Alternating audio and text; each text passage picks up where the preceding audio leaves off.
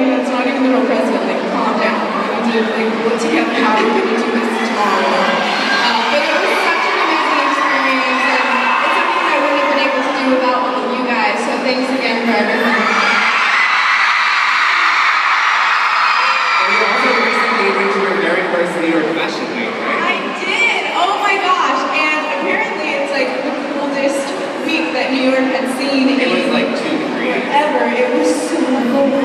And I'm from California, so it's really warm there. What we consider a winter wardrobe isn't actually a winter wardrobe. I like that. Sure, the same as here in Miami. Yeah, so you guys can relate. It's like we think, you know, a thin trench coat is going to be great for winter, but go to New York, no, you need like the comfort coats. That's what everyone was wearing, like the snow boots and everything. So let's just say when I got to New York, I had to go get a few essentials because otherwise I was going to experience my butt off. What were some of your favorite fashion shows?